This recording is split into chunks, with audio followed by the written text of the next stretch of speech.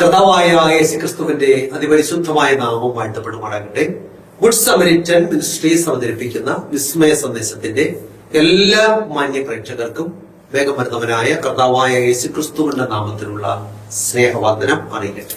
കർത്താവിൽ പ്രിയമുള്ളവരെ, ഒരു നല്ല ദിവസത്തിന്റെ പുലർകാലം കൂടെ കണ്ടുണരുവാനും നമുക്ക് ദൈവത്തെ ബോധപ്പെടുത്തുവാനും തിരുവചനം ശ്രവിപ്പാനും കർത്താവ് തന്നിരിക്കുന്ന അവസരത്തിനായിട്ട് ഞാൻ കർത്താവിനെ വാഴ്ത്തി സ്തുതിക്കുന്നു.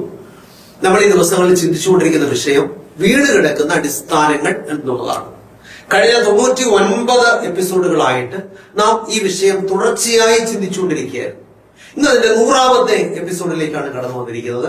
കഴിഞ്ഞ ചില എപ്പിസോഡുകളായിട്ട്, കഴിഞ്ഞ 5 എപ്പിസോഡുകളായിട്ട് ബഹുമാനമുള്ള പേരകത്ത ചെറിയ സാർ നമ്മോടൊപ്പം ഉണ്ടായിരുന്നു. ഇന്നത്തെ എപ്പിസോഡിലും അദ്ദേഹമുണ്ട്. അദ്ദേഹം നമുക്ക് വിലപ്പെട്ട ചില നിർദ്ദേശങ്ങൾ, ഉപദേശങ്ങൾ, തിരുവചന സത്യങ്ങളൊക്കെ നമ്മളുമായിട്ട് പങ്കുവെക്കും. സാറിന് ഞാൻ പ്രത്യേക സ്നേഹവന്ദനം അറിയിക്കുന്നു. വളരെ പ്രാർത്ഥനയോടെ നമുക്കായിരിക്കാം. ഇന്നത്തെ 100ാമത്തെ എപ്പിസോഡിൽ നമ്മൾ ചിന്തിക്കുന്നത് കഴിഞ്ഞ എപ്പിസോഡിൽ ചിന്തിച്ചതിന്റെ തുടർച്ച തന്നെയാണ്. കഴിഞ്ഞ എപ്പിസോഡിൽ നമ്മൾ അന്യഭാഷയെ കുറിച്ചാണ് ചിന്തിച്ചത്. ഇന്ന് നമ്മൾ ചിന്തിക്കുന്നത് ശരിയായ അന്യഭാഷയും വ്യാജമായ അന്യഭാഷയും ഇതെങ്ങനെ തിരിച്ചറിയാം, അതിനെ കുറിച്ചാണ് ചിന്തിക്കുന്നത്. സാറ് അതിന് വേണ്ടുന്ന ചില നിർദ്ദേശങ്ങൾ നമുക്ക് നൽകുന്നതായിരിക്കും. Thank you. നമ്മൾ കഴിഞ്ഞ എപ്പിസോഡിൽ എന്ത് പഠിച്ചു? അപ്പോസ്തല പ്രവൃത്തികൾ 2-ാം അധ്യായത്തിൽ ദൈവം തന്ന ഭാഷയുണ്ട്. എന്നാൽ അതിൽ നിന്നും വ്യത്യസ്തമാണ് 1 കൊരിന്ത്യർ 14 കാണുന്നത്. അതിന്റെ ഉത്ഭവം ഇത് ആര് തന്നു എന്നുള്ള കാര്യം നമ്മൾ കാണുന്നില്ല. അപ്പം വ്യാജവും സത്യവും കണ്ടു പിടിക്കാൻ ദൈവം എന്തെങ്കിലും മാധ്യമം വെച്ചിട്ടുണ്ടോ? കാര്യം ഈ ലോകം എന്ന് പറയുന്നത് വ്യാജത്താൽ നിറഞ്ഞിരിക്കുന്ന ലോകം ആയതുകൊണ്ട് എന്താണ് ഇവിടെ സത്യവും വ്യാജവും നമ്മൾ വേർതിരിച്ചറിയണം. അതെങ്ങനെ അറിയാവുന്നതാണ് അല്ലെ? പരിശുദ്ധാത്മാവിനെ തന്നിരിക്കുന്നതിന്റെ അത് പരിശുദ്ധാത്മാവ് വരം തന്നിരിക്കുന്നു, അതിന് ഡ്യൂപ്ലിക്കേറ്റും ഉണ്ട്. എങ്ങനെ തിരിച്ചറിയാം? പരിശുദ്ധാത്മാവിനെ ദൈവം മനുഷ്യന് തരുന്നതിന് ദൈവം വ്യവസ്ഥ വെച്ചിരിക്കുന്നു. ദൈവം വെച്ചിരിക്കുന്ന വ്യവസ്ഥ ലംഘിച്ച് ദൈവം തന്റെ ആത്മാവിനെ കൊടുക്കത്തില്ല. ഉറപ്പാകുന്നുണ്ടോ? തീർച്ചയായിട്ടും. ഓക്കെ, ഒന്നുകൂടി പറയാം. ദൈവം വെച്ചിരിക്കുന്ന വ്യവസ്ഥ ദൈവം ലംഘിച്ചിട്ട് പരിശുദ്ധാത്മാവിനെ കൊടുക്കത്തില്ല. അതെ, അത് ഞാൻ ഉറപ്പിച്ചെന്ന് പറയാം. അതെ, അതുകൊണ്ട് നമുക്ക് വായിക്കാം. ദൈവം പരിശുദ്ധാത്മാവിനെ തരാനുള്ള വ്യവസ്ഥകൾ അപ്പോസ്തല പ്രവൃത്തികള് 2-ാം അധ്യായത്തിന്റെ 37-38.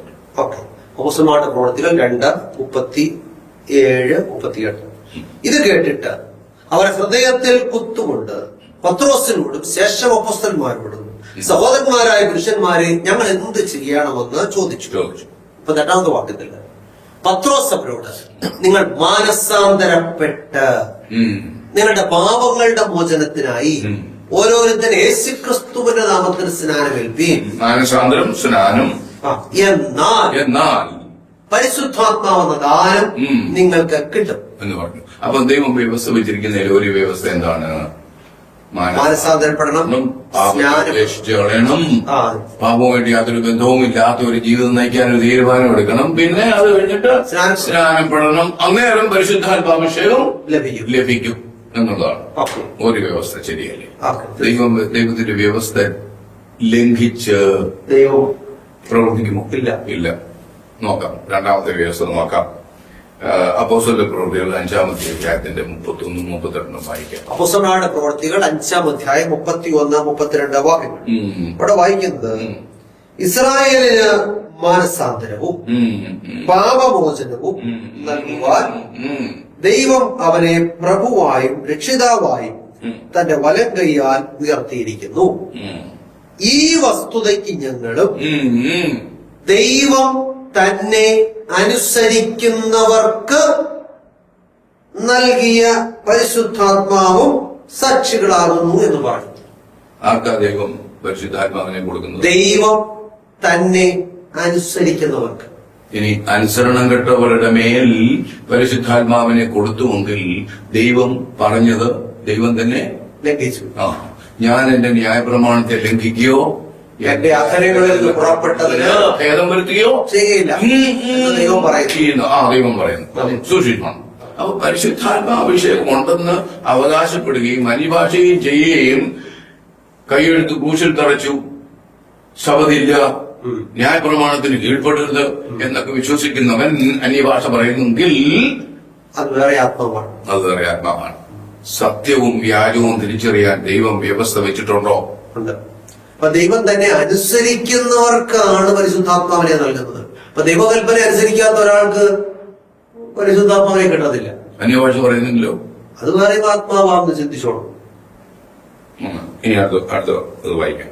യോഹന്നാന്റെ സുവിശേഷം 14-ാം അധ്യായം 15-ാമത്തെ വാക്യം ഒരിക്കലും പറയുന്നു, നിങ്ങൾ എന്നെ സ്നേഹിക്കുന്നു എങ്കിൽ എന്റെ കൽപ്പനകളെ കാത്തുകൊള്ളും. എന്നാൽ അവിടെ നിൽക്കട്ടെ, എന്റെ കൽപ്പനകൾ. അപ്പൊ എന്നാന്നറിയോ, ഒരു വിഭാഗം ആളുകൾ പറയുന്നേ ഞങ്ങൾ കർത്താവിന്റെ കൽപ്പനയാണ് അനുസരിക്കുന്നേ. കർത്താവിന്റെ കൽപ്പന എന്ന് പറഞ്ഞൊരു കൽപ്പനയുണ്ടോ? കർത്താവിന്റെ കൽപ്പന അല്ല, എല്ലാം കർത്താവിന്റെ കൽപ്പന എല്ലാം ഉള്ളൂ. ഒരു കാര്യം ചെയ്യാം, യോഹന്നാൻ സുവിശേഷം 12-ാം അധ്യായത്തിന്റെ 48-49. യോഹന്നാന്റെ സുവിശേഷം 12, 48, 49 വാക്യങ്ങൾ. ഞാൻ സ്വയമായി സംസാരിച്ചിട്ടില്ല. ആര് പറയാണ്? യേശു പറയാണ്. സ്വയമായിട്ട് പിന്നെ സംസാരിച്ചോ? ഇല്ല. എന്നെ അയച്ച പിതാവ് തന്നെ ഞാൻ ഇന്നത് പറയണമെന്നും ഇന്നത് സംസാരിക്കണമെന്നും കൽപ്പന തന്നിരിക്കുന്നു. കർത്താവ് യേശു ക്രിസ്തുവിന്റെ കൽപ്പന, ഞങ്ങൾ കർത്താവിന്റെ കൽപ്പന അനുസരിക്കുന്നു പറയാൻ വല്ലതും ഉണ്ടോ? കർത്താവിനെ സാക്ഷ്യം പറയുന്നത് ഞാൻ സ്വയമായി ഒന്നും എല്ലാം വരുന്നു. ആരിൽ നിന്ന് വരുന്നു? പിതാവിൽ നിന്ന് വരുന്നു. വായിച്ചു. അവിടുത്തെ കൽപ്പന നിത്യജീവൻ എന്ന് ഞാൻ അറിയും. അതങ്ങ് മാറ്റി വെച്ചിരിക്കുക, ക്രൂശിൽ തറച്ച് നടുവിൽ നിന്ന് നീക്കിക്കളഞ്ഞു. അവന് നിത്യജീവൻ അങ്ങനെ കിട്ടും. അത് അറിഞ്ഞുകൂടാണ്. അതുകൊണ്ടാണ് ഞാൻ പറയുന്നത്. ഇതെന്നാന്ന് ചോദിച്ചാല് സാരമില്ല, പോട്ട് പറഞ്ഞു വായിച്ചോളൂ. അവിടുത്തെ കൽപ്പന നിത്യജീവൻ എന്ന് ഞാൻ അറിയുന്നു. ആകയാൽ ഞാൻ സംസാരിക്കുന്നത് പിതാവിനോട് അരുളി ചെയ്തതുപോലെ തന്നെ സംസാരിക്കുന്നു. എന്ന് പറഞ്ഞാല് പുത്രനെ ഇങ്ങോട്ട് അയച്ചപ്പോൾ അവിടെ പോയിട്ട് ഇന്ന കാര്യങ്ങൾ എന്റെ മക്കളോട് പറയണമെന്ന് പറഞ്ഞാൽ ഇങ്ങോട്ട് അയച്ചോന്ന് ചുരുക്കം, അതല്ലാതെ വേറെ ഒന്നും പറഞ്ഞിട്ടില്ല. അപ്പൊ ഒരു കൂട്ടർക്ക് ഞങ്ങൾ കർത്താവിന്റെ കൽപ്പന അനുസരിക്കുന്ന പറയാനായിട്ട് എവിടെ കിടക്കുന്നു ഞാൻ ചോദിച്ചത്. ഇല്ല, വായിച്ചു തീർന്നോട്. അതന്നെ. അപ്പൊ തിരിച്ചു പോകാം. എവിടെ? യോഹന്നാൻ സുവിശേഷം 14-ാമത്തെ അധ്യായത്തിന്റെ 15-ാമത്തെ വാക്യമാണ് നമ്മൾ. യോഹന്നാൻ 14:15 നിങ്ങൾ എന്നെ സ്നേഹിക്കുന്നുവെങ്കിൽ എന്റെ കൽപ്പനകളെ കാത്തുകൊള്ളും. എന്നാൽ ഞാൻ പിതാവിനോട് ചോദിക്കും, അവിടുന്ന് സത്യത്തിന്റെ ആത്മാവെന്ന മറ്റൊരു കാര്യസ്ഥനെ എന്നേക്കും നിങ്ങളോട് കൂടെ ഇരിക്കേണ്ടതിന് നിങ്ങൾക്ക് തരും. അപ്പൊ പരിശുദ്ധാത്മാവിനെ ദൈവം കൊടുക്കുന്നത് ദൈവത്തിന്റെ കൽപ്പനകളെ അനുസരിക്കുന്നവർക്കാണ്.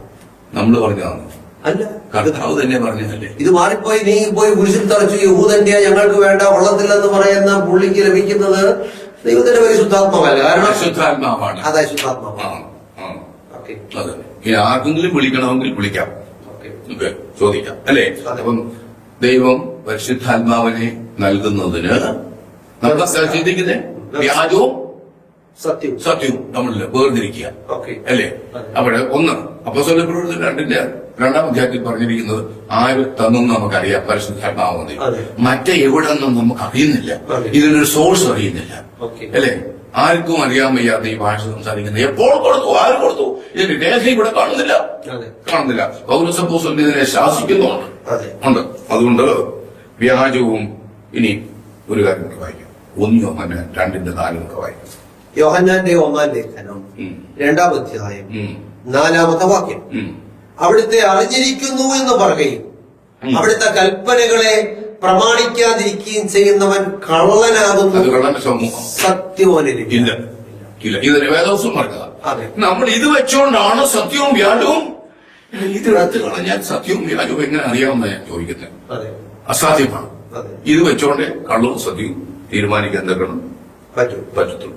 ഇനി പൗലോസ് കൊരിന്ത്യർക്ക് എഴുതിയ 1-ാം ലേഖനം 14-ാം അധ്യായം 2-ാമത്തെ വാക്യം.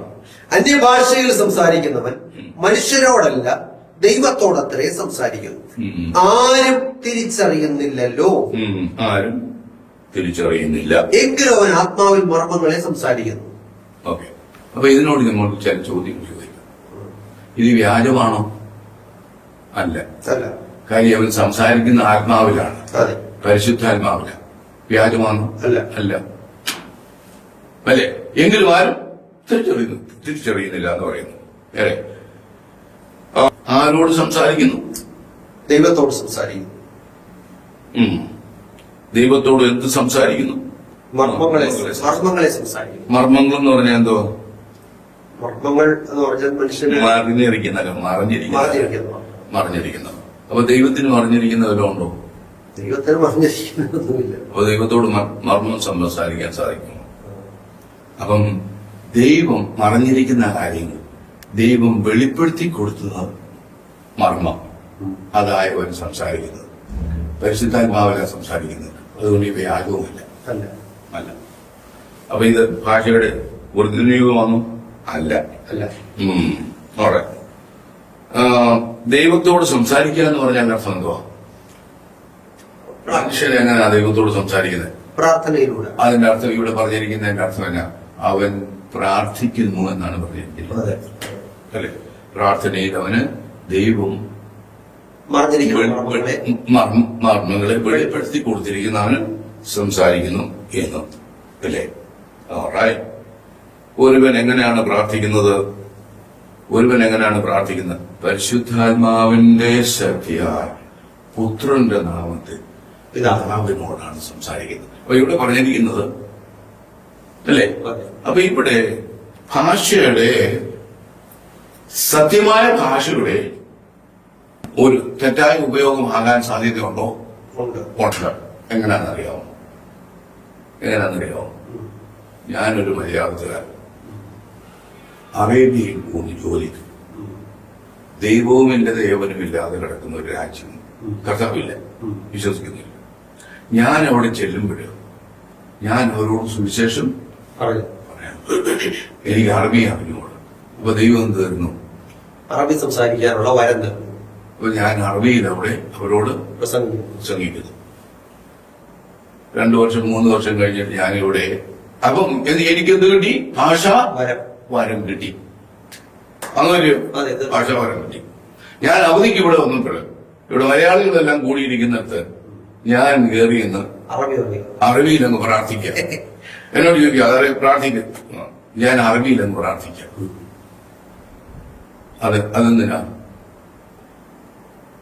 അതെന്തിനാന്ന് ചോദിച്ചാല് ഞാൻ എനിക്ക് ലഭിച്ചിരിക്കുന്ന കൃപാവരം ഒരു പ്രകടനമാക്കുക.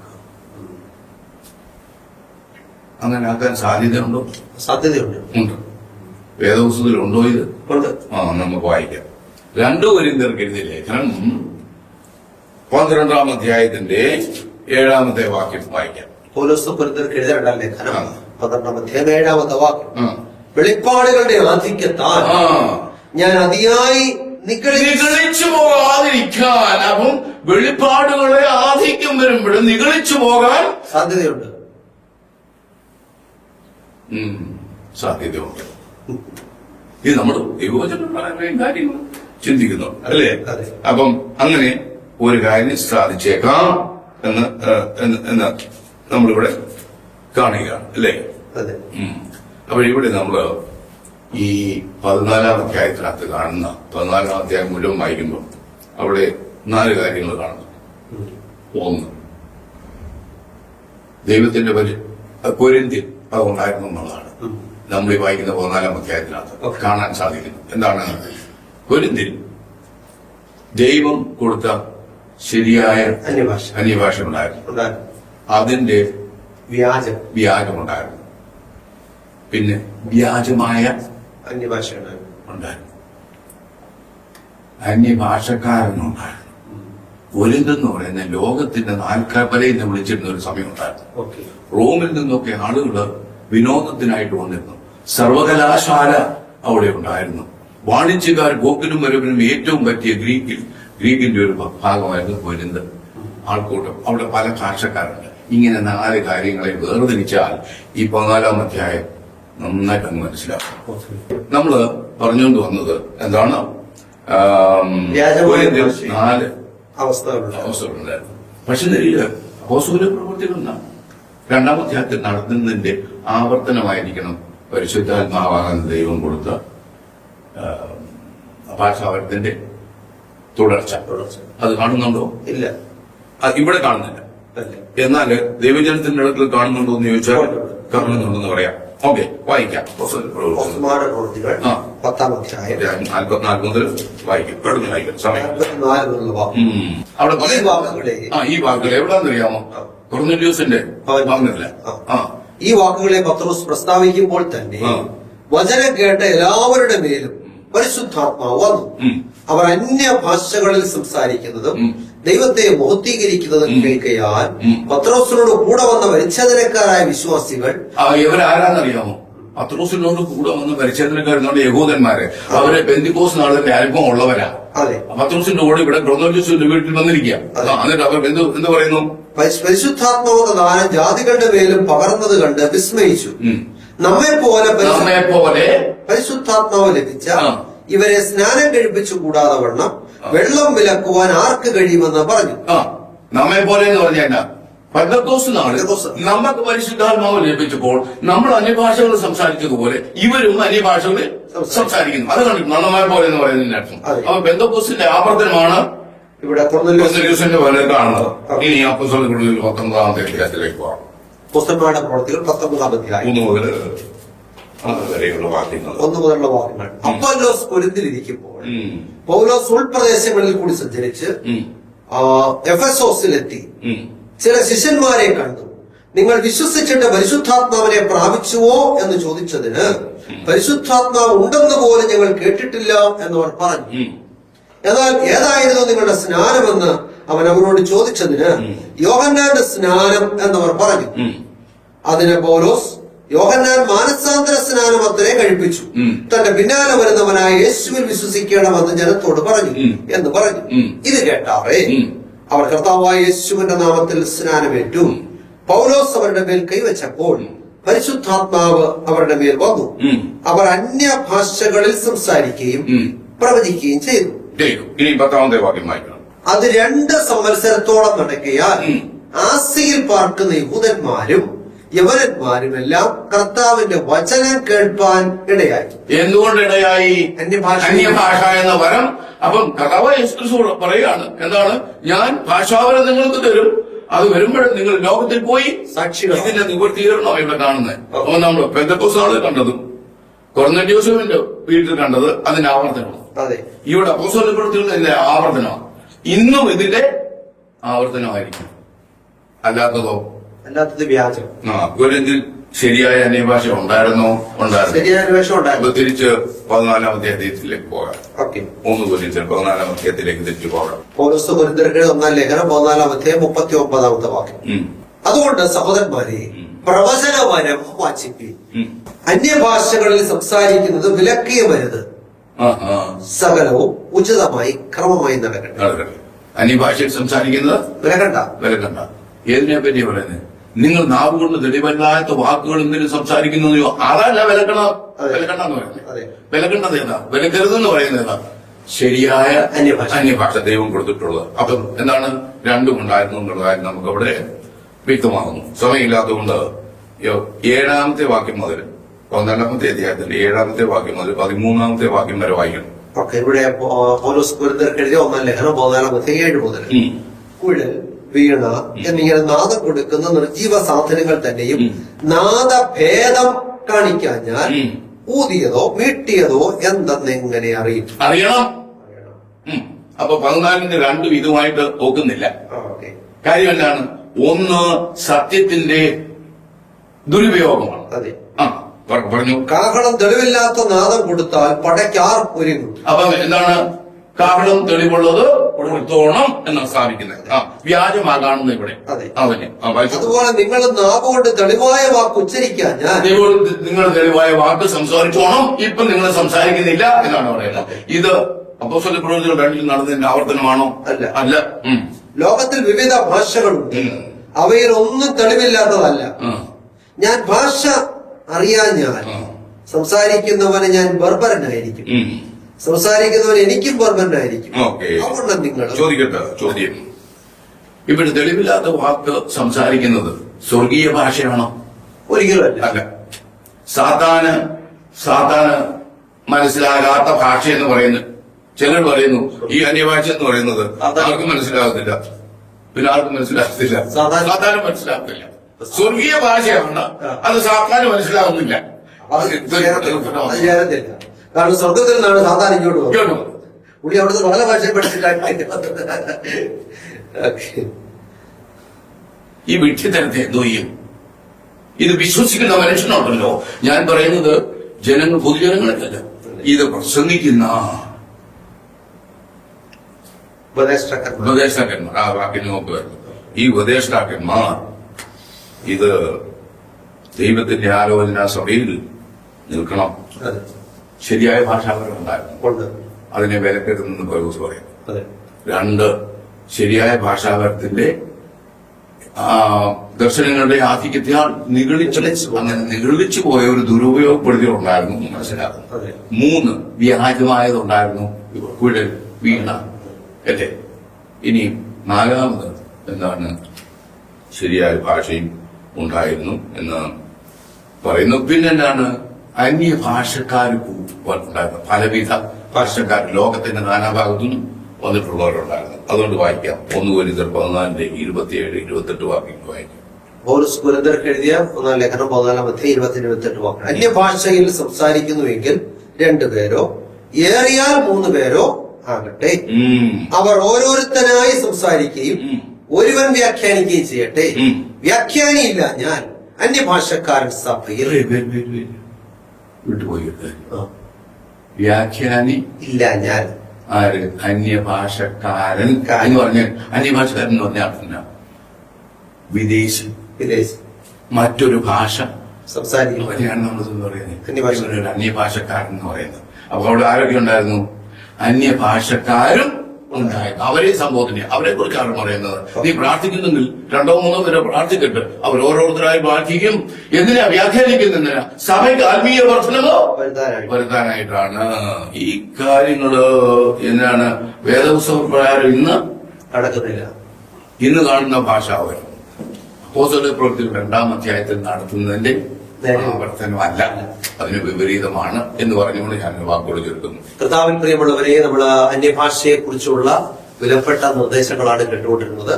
ദൈവത്തിന്റെ വചനത്തിന് സത്യമുണ്ട്, അതുപോലെ തന്നെ വ്യാജവും ഉണ്ടെന്ന് വചനത്തോട് മനസ്സിലാക്കാനായിട്ട് സാധിക്കുന്നു. സത്യവും വ്യാജവും തിരിച്ചറിയുവാനും സത്യത്തിന്റെ ഭാഗത്ത് നിൽക്കുവാനും ഈ തിരുവചന പഠനം നമുക്ക് മുഖാന്തരമാകട്ടെ എന്ന് പ്രാർത്ഥിക്കുന്നു. ഞാൻ പ്രാർത്ഥിക്കാനായിട്ട് പോവുകയാണ്. നമുക്ക് കണ്ണുകളടയ്ക്കാൻ പ്രാർത്ഥിക്കാം. അടിയങ്ങളെ സ്നേഹിക്കുന്ന ഞങ്ങളുടെ നല്ല ദൈവമേ, സ്വർഗ്ഗസ്ഥ പിതാവേ, ഇന്നലെ ഞങ്ങളെ കേൾപ്പിച്ച മാറ്റമില്ലാത്ത തിരുവചനത്തിനായിട്ട് സ്തോത്രം. കർത്താവേ, ദൈവത്തിന്റെ വചനം എത്ര ശ്രേഷ്ഠമാണ്, അവിടുത്തെ വചനം എത്ര തെളിവാണ്. അത് അടിയങ്ങൾ ഉള്ളതുപോലെ ഗ്രഹിക്കുവാനുള്ള കൃപ കർത്താവ് നൽകണമേ. അന്യഭാഷയെ കുറിച്ച് അടിയങ്ങൾ കേട്ട തിരുവചന സത്യങ്ങൾക്കായിട്ട് നന്ദിയോടെ സ്തോത്രം. കർത്താവെ, വ്യാജത്തിന്റെ പിറകെ പോകാതെ സത്യത്തിന്റെ പാതയിലായിരിക്കാൻ അടിയങ്ങളെ സഹായിക്കണമേ. വചനം കേട്ട പ്രിയപ്പെട്ടവർ രോഗത്തിൽ, ഭാരത്തില്, പ്രയാസങ്ങളില്, കടബാധ്യതകളില്, മാനസിക സംഘർഷങ്ങളില്, വേദനകളില് ഒക്കെ ആയിരിക്കുന്ന എല്ലാ പ്രിയപ്പെട്ടവർക്കായിട്ട് പ്രാർത്ഥിക്കുന്നു. കർത്താവെ, അവിടുത്തെ വലിയ കൃപ പ്രിയ മക്കൾക്ക് നൽകണമേ. ആമേൻ. സൗഖ്യം കൊടുക്കണമേ, വിടുതൽ കൊടുക്കണമേ. ദൈവത്തിന്റെ കരം പ്രിയ മക്കളുടെ ജീവിതത്തിൽ ശക്തമായി പ്രവർത്തിക്കണമേ എന്ന് പ്രാർത്ഥിക്കുന്നു. പ്രാർത്ഥനയ്ക്കായിട്ട് കൃപയ്ക്കായിട്ട് സ്തോത്രം. മാനവോഹത്വങ്ങൾ തവണക്കണമേ. യേശു ക്രിസ്തുവിന്റെ ധന്യമുള്ള നാമത്തിൽ തന്നെ ആമേൻ. പ്രിയമുള്ളവരെ, ദൈവമായി കർത്താവ് സഹായിക്കട്ടെ. ഇന്ന് പകൽക്കാലം പഠിച്ച വചനങ്ങളെല്ലാം നമുക്ക് പ്രയോജനപ്പെടട്ടെ. എല്ലാ ഞായറാഴ്ചയും രാവിലെ 6:30 നമുക്ക് ജയ്ഹിന്ദ് ചാനലിലൂടെ സംപ്രേഷണങ്ങൾ കാണുക, കേൾക്കുക, മറ്റുള്ളവരോട് പറയുക. യൂട്യൂബിലും കാണാം. ജോയ്മോൻ മത്തായി എന്ന് ടൈപ്പ് ചെയ്താൽ തിരുവചനം നമുക്ക് തുടർച്ചയായിട്ട് പഠിച്ച് തിരുവചന സത്യത്തിൽ വളർന്ന് നമുക്ക് നിത്യജീവന അവകാശങ്ങളായി തീരുമാനം കർത്താവ് ഇടയാകട്ടെ. എല്ലാവർക്കും നല്ലൊരു ദിവസം ആശംസിക്കുന്നു. ദൈവമായി കർത്താവ് സഹായിക്കുമാറാകട്ടെ. ആമേൻ. ദൈവത്തിന് മഹത്വമുണ്ടാകട്ടെ. പാസ്റ്റർ ജോയ്മോൻ മത്തായി എഴുതിയ വിശുദ്ധ ദിവസം എന്ന പുസ്തകം നിങ്ങളെ പരിചയപ്പെടുത്തുന്നു. എന്തുകൊണ്ടാണ് ദൈവം മനുഷ്യന് ഒരു വിശുദ്ധ ദിവസത്തെ നൽകിയത്? വിശുദ്ധ ദിവസത്തെ നാം എങ്ങനെ മനസ്സിലാക്കണം? ശരിക്കും ദൈവം തന്ന വിശുദ്ധ ദിവസത്തിലാണോ നാം ദൈവത്തെ ആരാധിക്കുന്നത്? വ്യവസ്ഥ തെറ്റിച്ചുള്ള ആരാധനയിൽ ദൈവം പ്രസാദിക്കാമോ? വിശുദ്ധ ദിവസത്തിന്റെ കാര്യത്തിൽ ചരിത്രത്തിൽ സംഭവിക്കുന്ന ഏറ്റവും വലിയ ചതിവെന്താണ്? വിശുദ്ധ ദിവസവും ന്യായവിധിയും തമ്മിലുള്ള ബന്ധമെന്താണ്? തുടങ്ങി വിശുദ്ധ ദിവസത്തെ സംബന്ധിച്ച് നിങ്ങൾ അറിഞ്ഞിരിക്കേണ്ട ധാരാളം അറിവുകൾ കോർത്തിണക്കിയ പുസ്തകം. 272 പേജുകളുള്ള ഈ പുസ്തകത്തിന് പോസ്റ്റേജ് ഉൾപ്പെടെ നിങ്ങൾ നൽകേണ്ട വില 75 രൂപയാണ്. പുസ്തകം VPP ആയി നിങ്ങളുടെ വീട്ടിൽ ലഭിക്കാൻ താല്പര്യമുള്ളവർ പിൻകോഡ് സഹിതം അഡ്രസ് SMS ചെയ്യുകയോ വിളിച്ചു പറയുകയോ ചെയ്യുക. നമ്പർ 9740979977. ശ്രീ പേരകത്ത് ചെറിയാൻസ്കറിയ എഴുതിയ ഒരു ഉത്തമ ഗ്രന്ഥം ഞങ്ങൾ അവതരിപ്പിക്കുന്നു. ഇത് തിരുവചന സത്യം. ക്രൈസ്തവ ലോകത്ത് പരക്കെ പ്രചരിക്കുന്ന അബദ്ധ ഉപദേശങ്ങളും സംശയങ്ങളും വചന അടിസ്ഥാനത്തിൽ ദൂരീകരിക്കുന്ന ഒരു ഗ്രന്ഥമാണിത്. ദൈവത്തിന്റെ അരുളപ്പാടുകൾ സാർവത്രികമാണെന്നും അത് നിത്യമാണെന്നും ലളിതമായും യുക്തിഭദ്രമായും അവതരിപ്പിക്കുന്ന ഈ ഗ്രന്ഥത്തിന് 130 രൂപയാണ് വില. എന്നാൽ ഞങ്ങളിത് തികച്ചും സൗജന്യമായി നിങ്ങൾക്ക് അയച്ചു തരുന്നു. നിങ്ങളുടെ പൂർണ്ണമായ മേൽവിലാസം ഇനി പറയുന്ന നമ്പറിൽ SMS ചെയ്യുക. നമ്പർ 9847906636. പ്രവചന ശബ്ദം ക്രൈസ്തവ കുടുംബമാസിക. തിരുവചനത്തിലെ കാണാപ്പുറങ്ങൾ നമുക്ക് കാട്ടിത്തരുന്ന ഉത്തമ ക്രൈസ്തവ കുടുംബ മാസിക. സമകാലിക സംഭവങ്ങൾ, ആരോഗ്യ ശാസ്ത്രം, പ്രവചനങ്ങൾ എന്നിവ കോർത്തിണക്കി ഉൾക്കാമ്പുള്ള ലേഖനങ്ങൾ ഇതിൽ ലേഖനം ചെയ്തിരിക്കുന്നു. വരിക്കാരാകാൻ ആഗ്രഹിക്കുന്നവർ ഇനി പറയുന്ന നമ്പറിൽ SMS ചെയ്യുക. നമ്പർ 9495955082. വാർഷിക വരിസംഖ്യ വെറും 150 രൂപ മാത്രം.